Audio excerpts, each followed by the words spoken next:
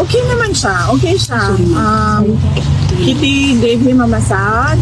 Wow! And then, Kitty, ikaw na magsabi. Well, yung mga Na ano siya, na speechless siya sa boyfriend. Hindi ata rin.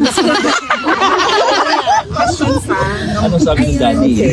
So, so ayun, I was updating him with the situation with our families, and is happy to hear that we are all doing well, that we are all